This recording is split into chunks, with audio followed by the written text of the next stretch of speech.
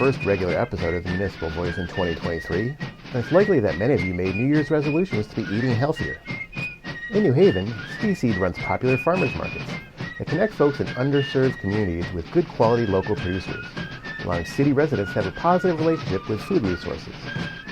Building this relationship within the community, City Seed was able to start Sanctuary Kitchen, where refugees and immigrants that have resettled in New Haven can translate their cooking skills into economically viable culinary pursuits.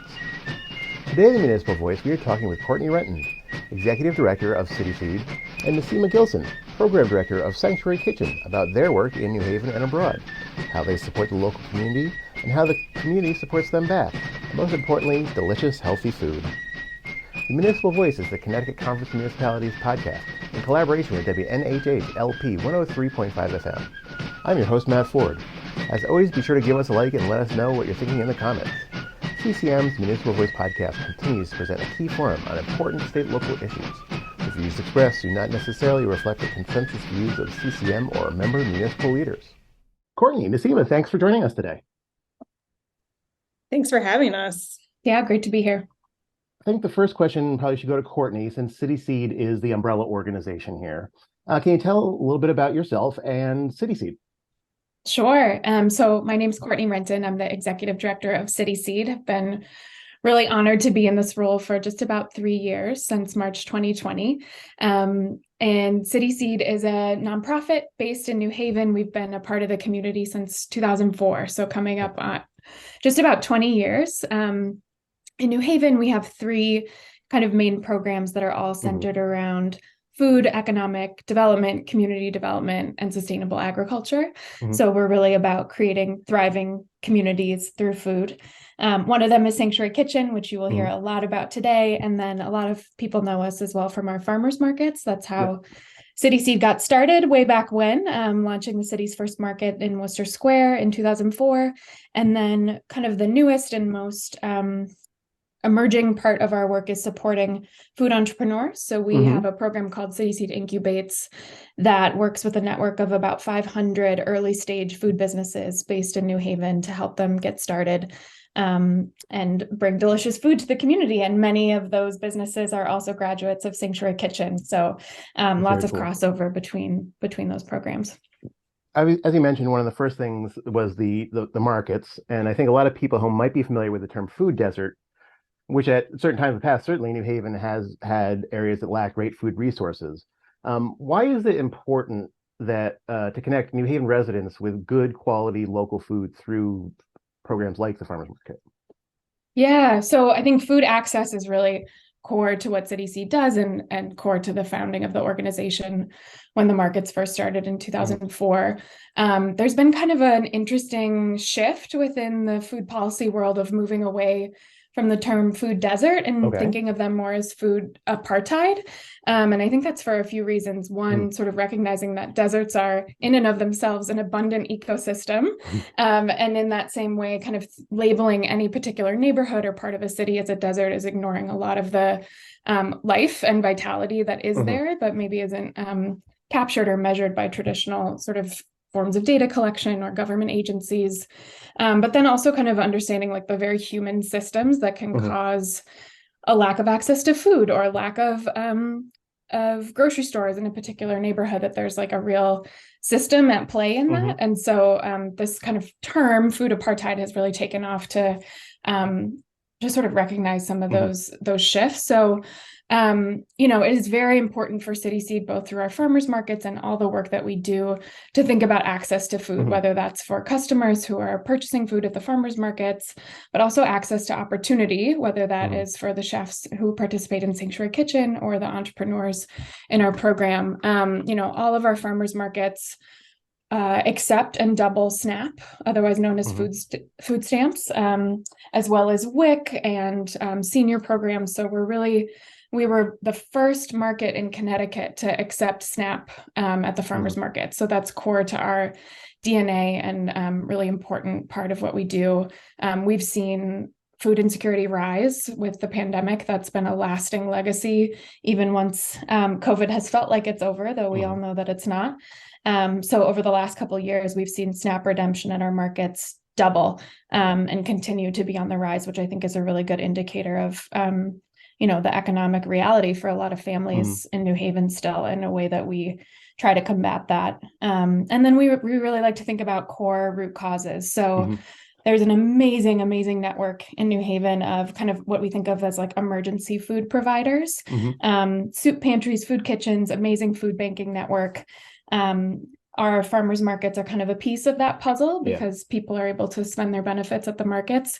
But then we really like to think upstream of what's causing this issue in the first place. And really it's poverty, wealth distribution, access to opportunity. And so that's where training programs like Sanctuary Kitchen and our entrepreneurship work really come in to think about how can we provide opportunity, jobs, the ability for people to control their livelihoods through food as this amazing tool for economic development upstream. So all of our programs have a different kind of approach to food access and food equity in different ways, and work together to make sure that people in New Haven are getting access to local healthy food, which is a human right.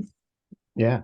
And you call it now, you're saying you want to call it food apartheid, and you mentioned equity. I know at CCM, one of our recent efforts the last couple of years has been towards equity issues. And you mentioned, that there's a lot of historical reasons. Is there a lot of correlation between what we now are calling food apartheid and like historical like redlining and things like that? Yeah, I mean, I'm sure this is somebody's entire master's thesis or PhD thesis, right? But absolutely, I think the same COVID in many ways just heightened awareness of inequity that was already prevalent in the system. And so I think we've seen that show up in housing, healthcare, certainly food security, job security, all these other issues. And, City Seed is a unique organization in that we really look at the food system holistically. So, we're talking about food access, we're talking about sustainable agriculture, we're also thinking about immigration, healthcare, just all of these issues that I think have, as you pointed out, have been brought to light over the last couple of years. And I think that the power is really in those intersections and those partnerships where we can, really think on the city level. We're talking about the city of New Haven and how we can make some systemic change. Yeah. You mentioned partners. You partner quite a bit with local organizations and the city to help create kind of a positive ecosystem. What do you look for in a partnership with another organization? That's a great question. We love our partnerships. It's really one of the benefits of having been in the city for almost 20 years. It's been such an honor to be a steward of this organization and to, enter into meetings and partnerships and hear people's stories about their relationship with City Seed over the years as it's grown. We work really closely with the city of New Haven, mayor's office, economic development, food system policy division. Those partnerships are really integral into making all of our programs happen. And then we've got amazing partnerships with, lots of other organizations around the city. I'm sure Naseema will talk about Iris, that has just been core to Sanctuary Kitchen. We work really closely with the Dixwell Q House that just opened about a year ago in Dixwell, to open a brand new farmers market location there. Oh, cool. And new kitchen programming in that space. We work closely with Collab, which is another entrepreneurship organization in the city. I could go on. And I think, New Haven is such a civically minded city, which is exciting. There's so many nonprofits doing amazing work. So we really try to think about, where can we be additive and not duplicative? How can we enhance each other's work? What's another organization's core competency that, they might do something differently than we do? And how can we lift each other up, especially recognizing in a lot of cases that we're serving similar people. So how can we really make those connections and not always reinvent the wheel, always with an eye towards, equity and impact. Yeah, I think Connecticut is not only a place that kind of needs a lot of these things, but also has a lot of organizations like yours that are working towards it. So there's a lot of other people to lean on and work with. That's great. Naseema, you're the program director for Sanctuary Kitchen, where City Seed brings healthy food to city residents and works with local organizations.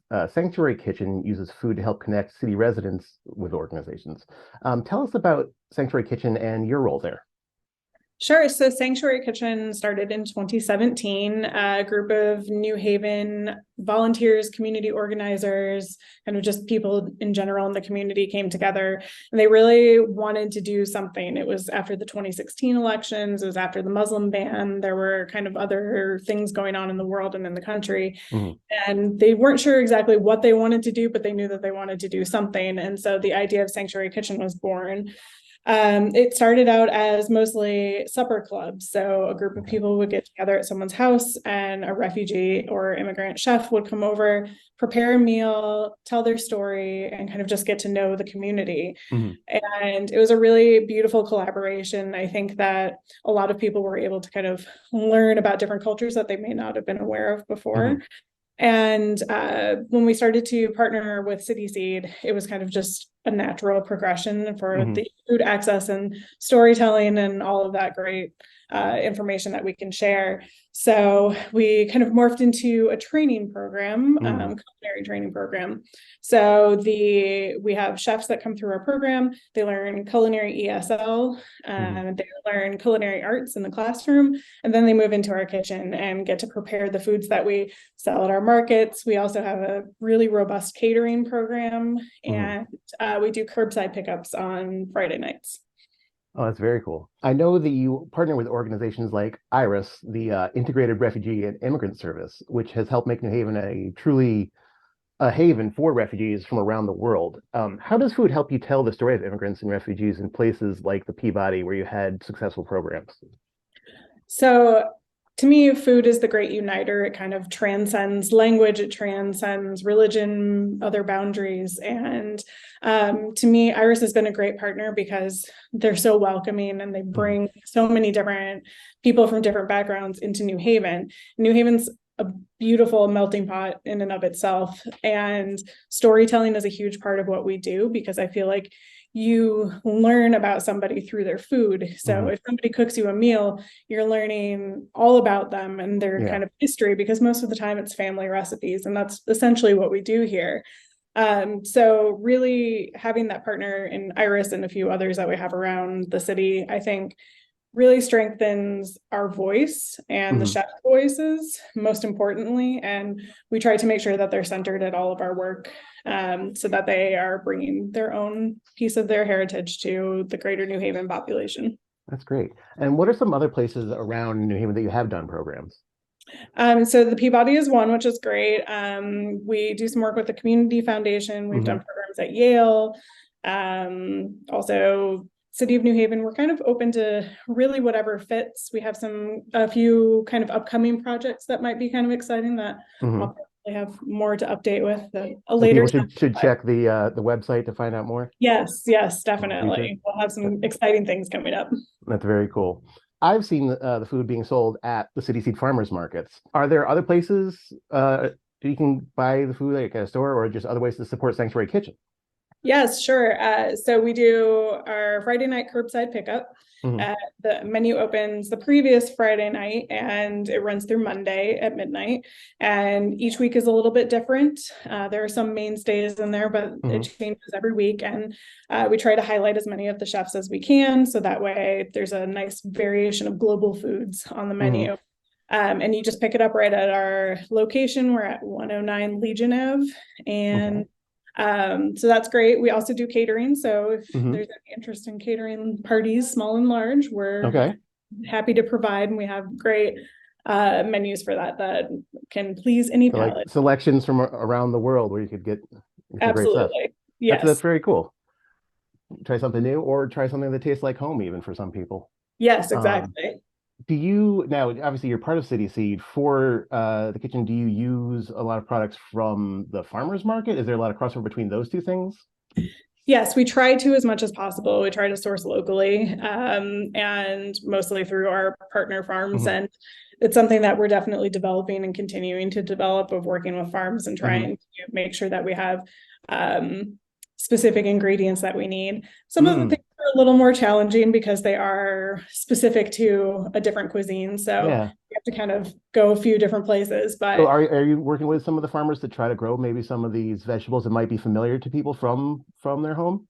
Yeah, we just brought on board a new director of agriculture who's wonderful, and we're really excited to partner with her. So she'll be able to kind of guide us in which farms are going to be able to work out for us really well to grow some of those like interesting different vegetables. That's very cool. Maybe something in the future could be introducing some people to some new vegetables and stuff too. That'd be a lot of fun. Definitely. You know, how to use them, all sorts of good stuff. This show is called the Municipal Voice, and both CCM and your organization have kind of strong links to the city, New Haven, that we're located in. Cortney, what role does New Haven play in this? We know, it's supportive of the markets, but what is the community's response to your programs? I could talk about this forever. New Haven is such a unique place, and City Seed's a really unique organization. I've worked in food systems for 15 years around the country, and I'm not from New Haven. I've only lived here for about 6 years, and came from Chicago in the Midwest. And one of the reasons that I decided I wanted to stay in New Haven and was so thrilled about this job specifically is because of how unique City Seed is and how unique New Haven is as an organization that supports incredible community-based organizations like City Seed. So we really, our work has always been rooted in community. You've heard about, the farmers markets being started by a group of invested neighbors 20 years ago. Sanctuary Kitchen was started by a group of engaged citizens who wanted to make change. That's really kind of in the DNA of what we do. And I think is this like special secret sauce to New Haven, and something that we're always trying to, honor in the way that we approach our program. So, each one of our programs have advisory committees where we have residents, advisors, mentors, people who are experts, and people who also just participate and enjoy our programs, advise us on how to go forward. And that's been, I think, core to the success of City Seed, and making sure that what we're doing is really not just responsive to what the community wants, but as Naseema mentioned, that we have leaders with lived experience embedded within the organization, making decisions and moving our work forward. So I think that they go hand in hand, and we really try to make sure that we're not just listening, but that we are truly a community-oriented organization. You are listening to the Municipal Voice on WNHH 103.5 FM. Are there other programs around the country that are doing similar things? Do you coordinate with them, or like feed off each other's ideas? Or have you, perhaps something that started here, have you taught it to another group that has implemented it elsewhere? Yeah, that's a great question. I don't know of another organization that kind of has the unique mix of programs that we do. That said, we're really lucky to be part of a lot of networks at the local, state, and national level where we can serve as, sort of thought leaders and pass on lessons that we've learned from our models, as well as kind of exchange, especially through COVID. I think a lot of these networks either formed or sort of crystallized or took on new meaning. So, we have members of our team who are serving on statewide commissions. The Connecticut Department of Agriculture formed a new DEI working group over COVID, and we have 2 members of our staff and board who are serving on that as advisors and community members. Naseema was just selected for a really prestigious national fellowship, connecting with other organizations that serve immigrants and refugees. We sit on food policy councils. So we really try to be a team that's active across the country, really, to share what we've learned, and then also incorporate sort of best practices and new ideas back into our work so we can serve New Haven better. At CCM, we're doing our 3rd year now of a program we call Representation Matters, which is a training with the campaign school over at Yale to help, teach people how to get involved in local politics. And Naseema, I know that you actually attended the first year of this program. Why is representation important to you, and how does it play into your work? So, I think that Representation Matters was a great program in general. I think we learned so much about just kind of the way that the world works and just how people are represented in different facets of government and also just everyday life. For me and my work, I think refugees and immigrants especially sometimes are a group that are really overlooked. They're welcomed once they get here, and it's all very exciting, and, they get set up with spaces that they need. But a lot of times there's not a lot of follow through after the fact. So I think having those tools to really be able to lift up their voices, make sure that they're heard, make sure someone's advocating for them, and also that they have the tools that they can advocate for themselves is really important. And I think that is one of the things that I learned through Representation Matters, was really just how to advocate for yourself to make sure that your voice is being heard. That's good. Lessons in there for all aspects and life, not just straight into politics necessarily. Definitely. So this is the second episode of the year for us. And our first one was up at the state capitol for opening day of the session. And I know that City Seed and Sanctuary Kitchen have supporters in the state government.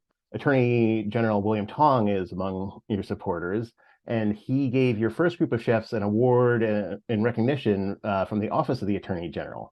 How did they feel about that? How did that come about? They were so excited and so proud of themselves, as they should be. The Attorney General is a great partner of ours. He's come and he's made dumplings with us, and he's volunteered. His daughter has volunteered in the kitchen. It's great to have that kind of recognition, I guess, for the state level especially, and just somebody who understands the work that we're doing and is really passionate about it as well. And it's great for the chefs too. These are citizens now who are getting to have that direct contact with somebody that represents them. And I think that's just so invaluable. Yeah, representative government in action, right there. Absolutely. Yeah. You were able to be one of the first recipients of the Community Investment Fund grants. What was that process like, and how did you feel to have these folks on your side?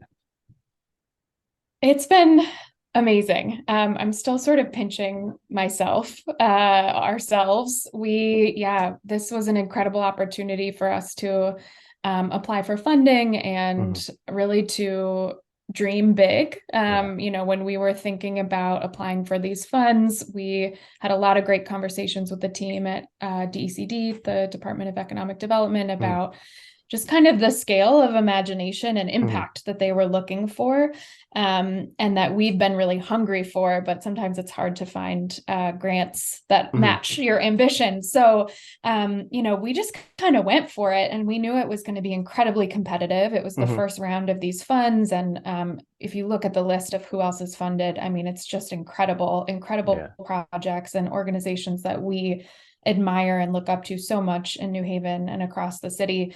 So when we got it, I mean, it was $1 million, a little over $1 million, which, just to put in perspective, was larger than our organizational budget not that long ago.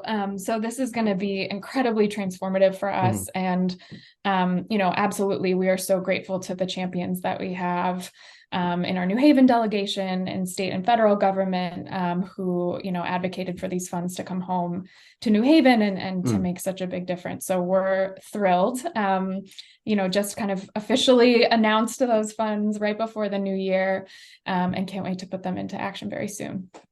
That's great. And you said we're kind of figuring out how to apply for these could be challenging. Did you get some support in some of that and finding these funds and, applying for them? Yeah, I would say the team at DCD has been great. We've worked closely with the kind of folks who are implementing that grant. They did webinars.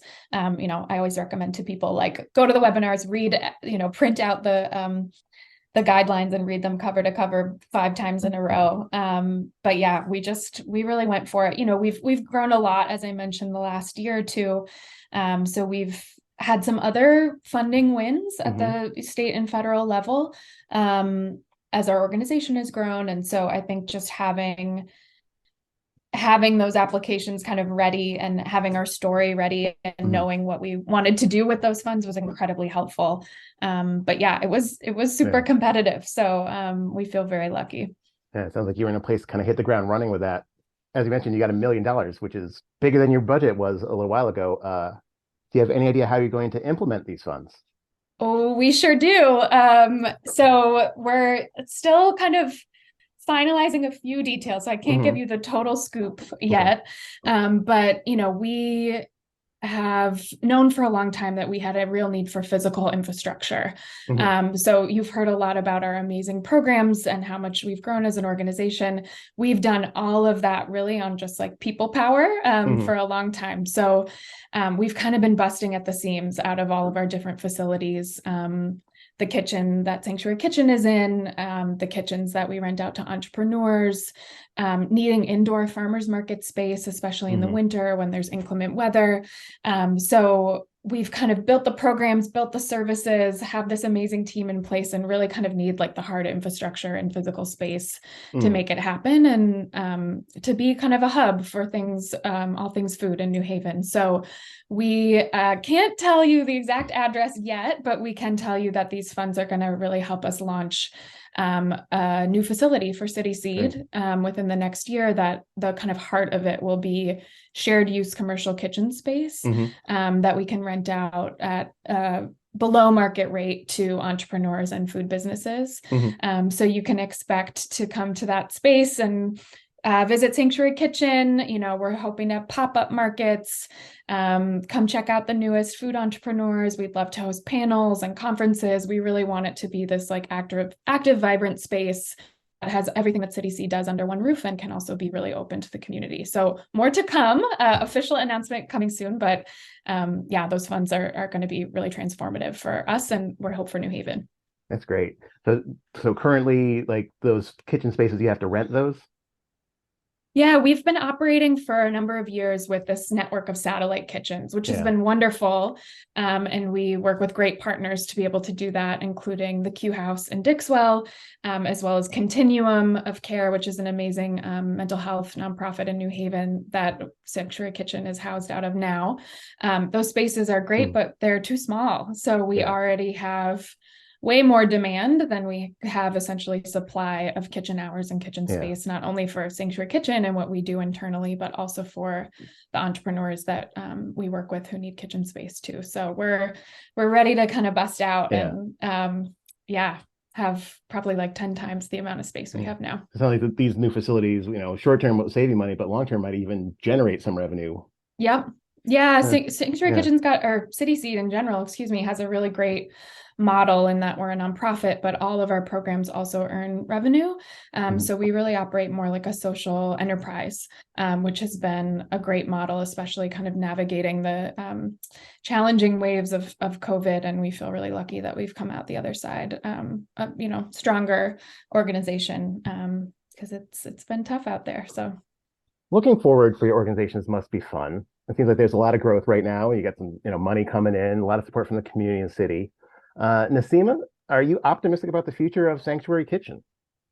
100%. I think we're at such an exciting point right now. As Cortney mentioned, we've all been growing so much over the past year or two. Even despite COVID, we've really been able to grow our team. And we're getting ready to launch our second cohort for the culinary training program in February. So that's really exciting. And we've promoted 2 of our chefs from the first cohort into leadership positions in the kitchen as well. So cool. I think really the dream is that, chefs that go through our program are going to be able to just run the whole show. So, and I think we are well on our way to being able to do that.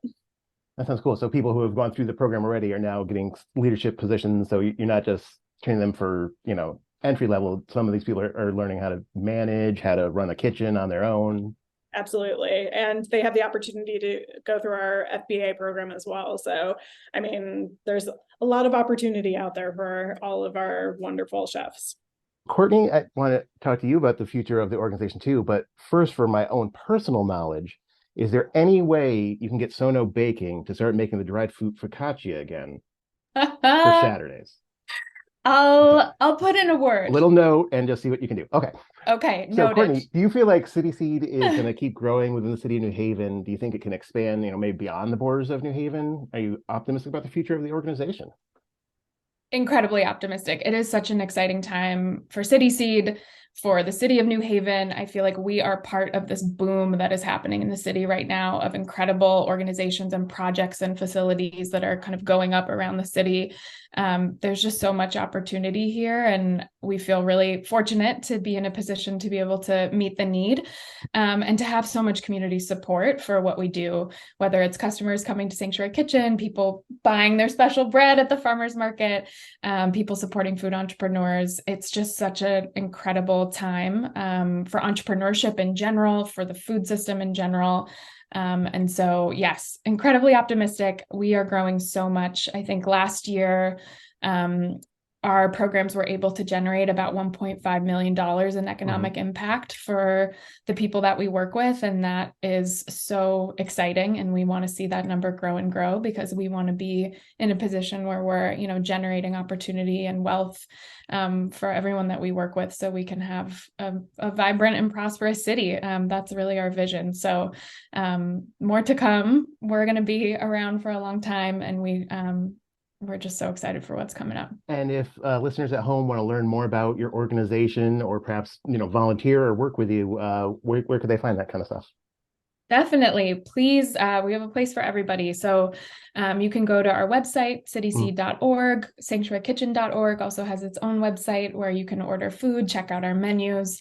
We're on all the social handles, so you can find us on Instagram and Twitter and Facebook. And then we also send out a weekly newsletter that always has information about what's going on with the farmers markets and Sanctuary Kitchen as well. So please stay in touch. We promise not to spam you. It's all beautiful, beautiful content. Beautiful food for everyone at home. Well, Cortney, Naseema, thank you so much for joining us today on the Municipal Voice. Really appreciate it. Thank you, Matt. Thanks for having us. We'd like to thank our guests, Cortney Renton and Naseema Gilson. We'd like to thank our sponsors at Gateway Community College and Housatonic Community College. Learn more at gatewayct.edu and housatonic.edu. The Municipal Voice is a co-production by CCM and WNHH 103.5 FM. Kevin Maloney is our executive producer. Christopher Gilson is our producer. Harry Draws is on the boards, and I'm Matt Ford, your host. Be sure to check out our Facebook page and give us a like, and watch out for our CCM chat series on our YouTube page.